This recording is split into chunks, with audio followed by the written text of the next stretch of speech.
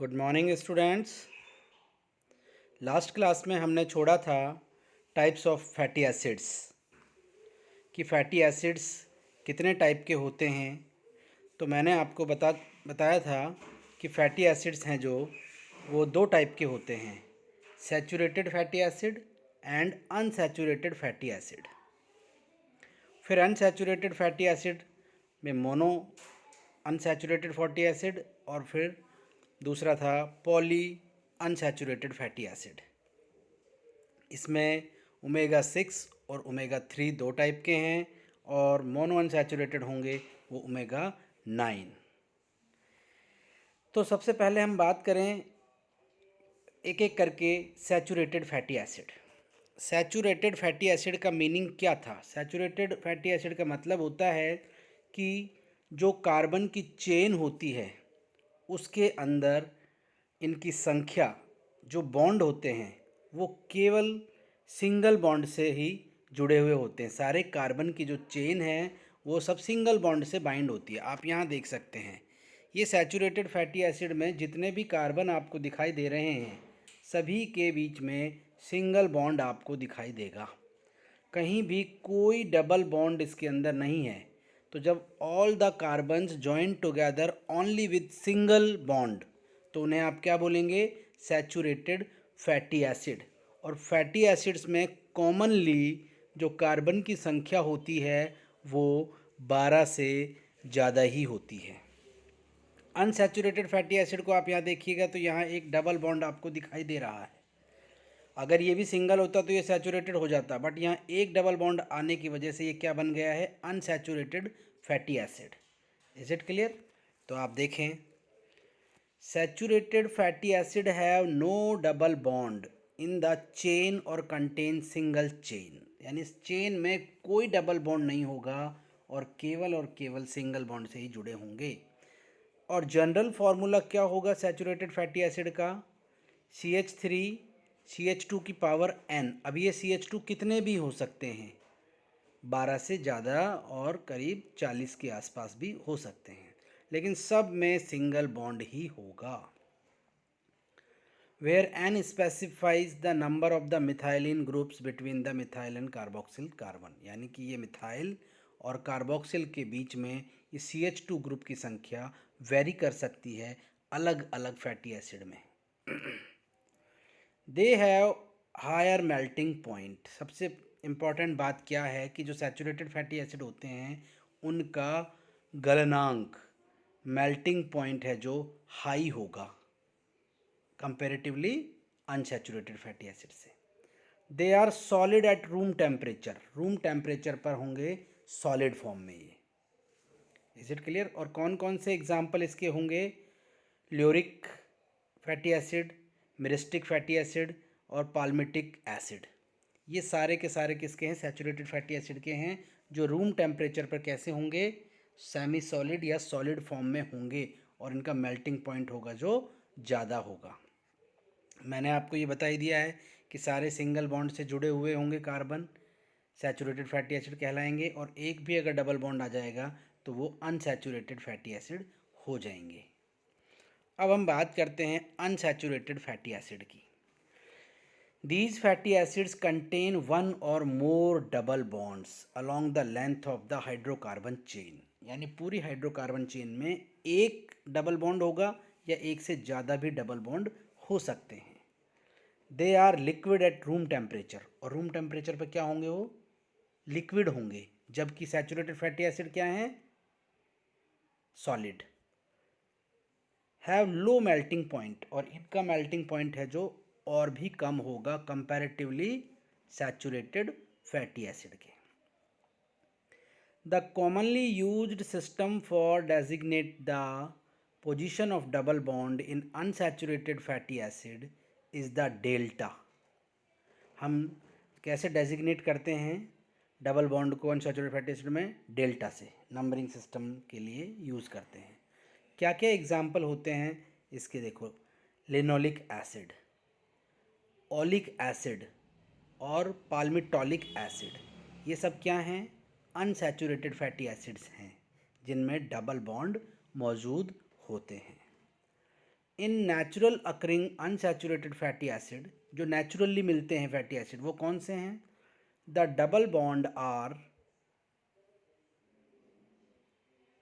सिस configuration. जो double bond होगा वो कैसे कॉन्फ़िगरेशन में होगा? Cis configuration. And trans fatty acid are produced by fermentation in the rumen of dairy animal and are obtained from dairy product and meat। देखिएगा, जो unsaturated fatty acid हैं, double bond किस configuration में होंगे? सिस और trans तो आप जानते ही हैं, सिस कॉन्फ़िगरेशन में होगा। And trans fatty acid produce, और ट्रांस किससे बनेंगे? फर्मेंटेशन होगा र्यूमन ऑफ डेयरी एनिमल्स। जैसे डेयरी एनिमल्स होते हैं, उनके र्यूमन में ट्रांस फैटी एसिड का फॉर्मेशन होगा, जिन्हें हम दूध से, घी से, मीट से प्रोड्यूस कर सकते हैं, ट्रांस फैटी एसिड्स को। ठीक है, अब आप देखिएगा types of unsaturated fatty acid. भाई मैंने अभी आपको बताया था कि जो अनसैचुरेटेड फैटी एसिड होते हैं उनमें डबल बॉन्ड मिलेगा। अगर डबल बॉन्ड की संख्या एक है तो मोनो अनसैचुरेटेड फैटी एसिड, दो होगा तो डाई, और दो तीन से ज़्यादा हो गए तो पॉली अनसैचुरेटेड फैटी एसिड होगा। तो इनका क्लासिफिकेशन हम किस बेसिस पे कर रहे हैं? Number of double bonds present, number of double bond यानी कि डबल बॉन्ड कितने हैं उस फैटी एसिड में, उसके बेसिस पे है। Mono unsaturated fatty acid they contain only one double bond पर फैटी एसिड, यानी कि पर फैटी एसिड कितना डबल बॉन्ड होगा उसके अंदर? मोनो अनसैचुरेटेड के अंदर एक होगा।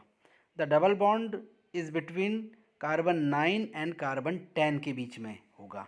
तो हम उसको किस तरह रिप्रेजेंट करेंगे? डेल्टा पे 9 लगा देंगे कि 9 कार्बन के बाद है, इसीलिए डेल्टा पे 9 सिंबल से हम शो कर देंगे। Polyunsaturated fatty acid they contain 2 और more double bonds along the length of the hydrocarbon chains। PUFAs means polyunsaturated fatty acids are also known as essential fatty acid, यानी इनकी बॉडी को बहुत ज़्यादा ज़रूरत होती है। अगर आप कोई भी एडिबल ऑयल खाने में जो यूज़ करते हो तो आप देखिएगा उस पर जो इंग्रेडिएंट में लिखा हुआ होगा पॉलीअनसैचुरेटेड फैटी एसिड, क्योंकि ये हमारी बॉडी के लिए बहुत ज़रूरी भी होते हैं। ठीक है, poly unsaturated fatty acid example linoleic and linolenic acid है। ये दोनों एग्जाम्पल किसके हैं? पॉली अनसैचुरेटेड फैटी एसिड के। और मोनो अनसैचुरेटेड फैटी एसिड्स के ये बाकी जो एग्जाम्पल लिखे हुए हैं आप देख सकते हैं, ऑलिक एसिड, पाल्मेटोलिक एसिड, ये आएंगे। अब ट्राइग्लिसरॉल्स क्या होते हैं? ट्राइग्लिसरॉल्स क्या हैं, या triglycerides fat neutral fat are tri ester of fatty acid and glycerol. अब आप एक बार इस डायग्राम को देखेंगे, यहाँ आप देख रहे हैं ये ग्लिसरॉल है, इसको आप देखिए, ये ग्लिसरॉल है, 3 कार्बन हैं और जिसमें 3 OH ग्रुप जुड़े हुए हैं। ये ग्लिसरॉल और ये 3 फैटी एसिड के साथ जुड़ रहे हैं। 3 फैटी एसिड आप देख रहे हैं, इनके साथ ये जुड़े हुए हैं। एक फैटी एसिड ये रहा, एक फैटी एसिड ये रहा, और इन तीनों में से एक एक H, तीनों फैटी एसिड के और तीनों OH इस ग्लिसरॉल के निकल जाएंगे तो 3 वाटर मॉलिक्यूल रिमूव हो गए हैं और एंजाइम है डिहाइड्रेशन सिंथेसिस, और ये बन जाएगा अब आपका ट्राइग्लिसराइड मॉलिक्यूल। यानी ग्लिसरॉल से जब 3 फैटी एसिड जुड़ जाएंगे तो क्या बन जाएगा? ट्राइग्लिसराइड। नाम से ही लग रहा है 3 जुड़ने से ट्राइग्लिसराइड। तो आप देख रहे हैं ट्राइग्लिसराइड में क्या हुआ है? Fat neutral fats are triglycerides of fatty acid and glycerol.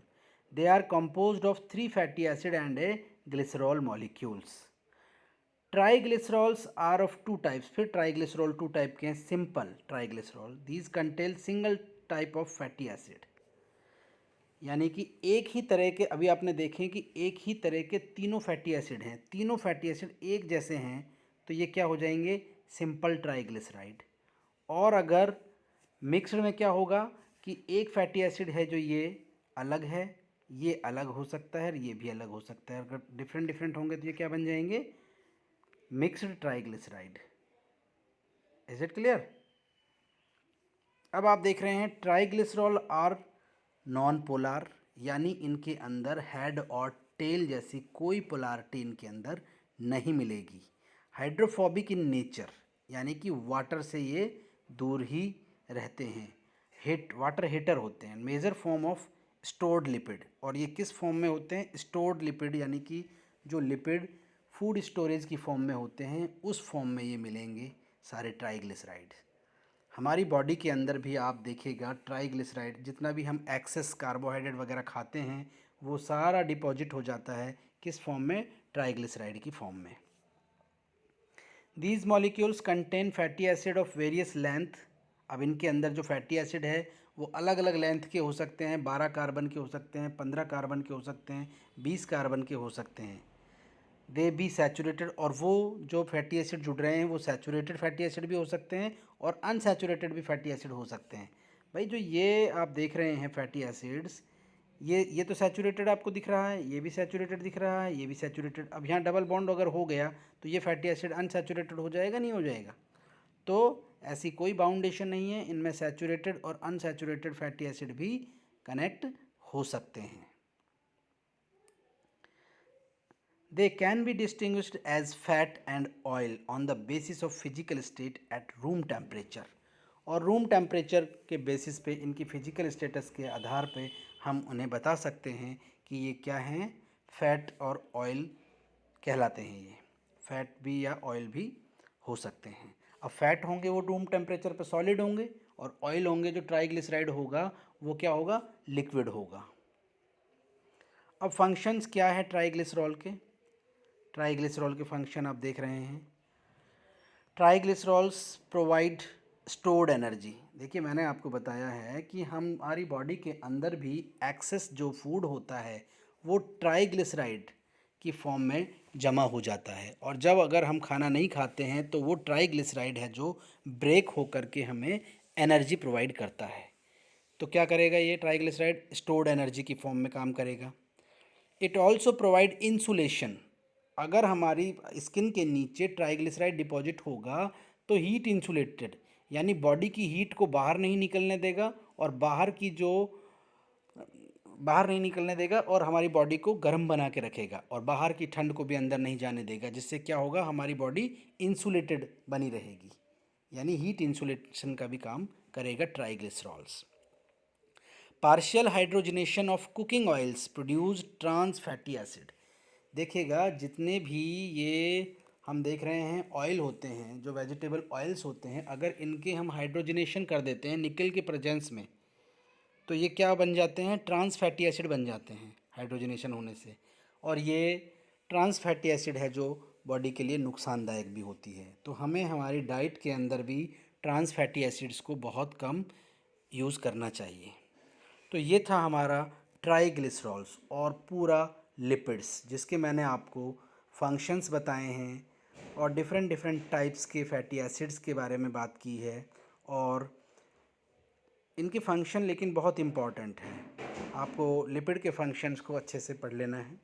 ठीक है, अब जो नेक्स्ट हमारी क्लास होगी उसके अंदर उसमें हम पढ़ेंगे लिपिड के मेटाबॉलिज्म, जिसके अंदर दो इम्पॉर्टेंट प्रोसेस, दो नहीं केवल आपके सिलेबस में एक ही इम्पॉर्टेंट प्रोसेस दिया गया है, बीटा ऑक्सीडेशन। बीटा ऑक्सीडेशन यानी कि कैसे ये लिपिड है, हमने कहा अभी स्टोर्ड एनर्जी की फॉर्म में ये है, तो स्टोर्ड एनर्जी से कैसे आपको वो एनर्जी देने के लिए सिंगल यूनिट में कन्वर्ट होंगे, कैसे एसिटाइल कोएंजाइम ए बनेगा और वो क्रेब्स साइकिल के अंदर एंट्री करके एनर्जी प्रोवाइड करेगा, वो सारी बात करेंगे हम बीटा ऑक्सीडेशन में। ठीक है, तो ये फैटी एसिड तो इतने कॉम्प्लेक्स मॉलिक्यूल्स होते हैं कि ये डायरेक्ट ब्रेक डाउन करके एनर्जी प्रोवाइड नहीं कर सकते, तो इन्हें एक प्रोसेस से गुजरना पड़ेगा, इन्हें कन्वर्ट होना पड़ेगा किस में? एसिटाइल कोएंजाइम ए में, और फिर वो एसिटाइल कोएंजाइम ए है जो हमें क्या प्रोवाइड करेगा? एनर्जी। तो अल्फ़ा ऑक्सीडेशन भी है, बीटा ऑक्सीडेशन भी है, लेकिन सिलेबस में आपको अल्फ़ा ऑक्सीडेशन नहीं दिया हुआ है, बीटा ऑक्सीडेशन दिया हुआ है, उसके बारे में हम बात करेंगे। तो आज की क्लास के लिए इतना काफ़ी है। नेक्स्ट क्लास में हम लिपिड के मेटाबॉलिज्म की बात करेंगे, जिसमें बीटा ऑक्सीडेशन आपको पढ़ाएंगे। Thank you.